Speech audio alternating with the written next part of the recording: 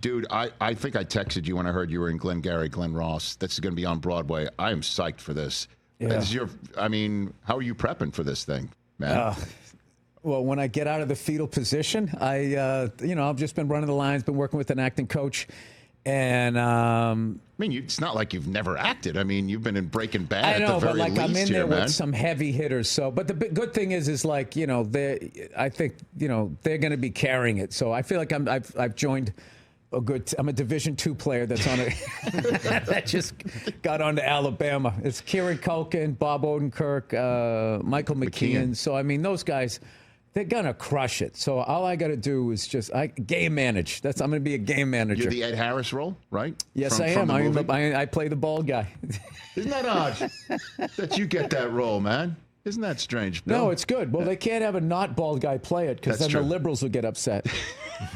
Why didn't you have a bald guy play the bald guy? That's right. Baldists. They're all baldists on Broadway. Yeah. That's what I've always loved that about. Like, it's like, well, that's what acting is playing what you aren't. Other than that, you're just memorizing lines, right? I don't know. So you're going to be on a podcast and Ed Harris is going to come out and act like your brother or something like that? I love Ed Harris. And like one of my favorite State of Grace. Yes. Which was based on that book, The Westies, Sure. if you ever read that. I read that when I was living in New York. It was about the Irish gang in Hell's Kitchen, which is now called Clinton, for whatever reason. And what was cool about the book is it had all the places where they hung out and all like their hideouts and everything. And I got so into that book that I would just go around and just see what all of those places. And it was so funny. Yeah. They were like, cupcake and coffee places, and it's just like they used to chop up bodies in the back of this. You have like no idea.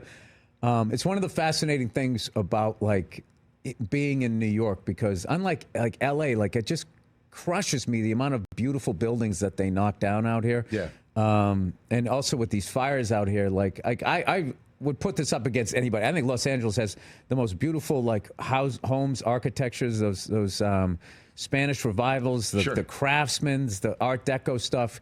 It's just incredible. And that was another thing, obviously people losing their homes, but then like I can't imagine how many of those like 100-year-old homes, those legendary ones that, they just went up. With all that tile work and everything, the arches, it's just And gorgeous. you're doing a benefit show tonight, yes, right? Yep. You and Shane Gillis? Yeah, Shane Gillis, who I've never done a gig with. Very excited.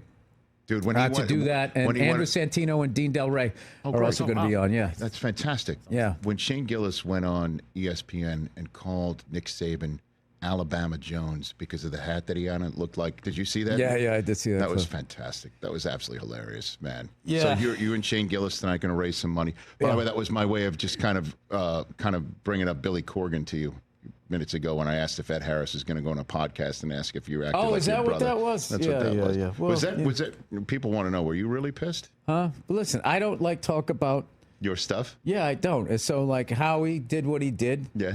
Because he is a Hollywood whore, and he doesn't care what happens. That he just didn't.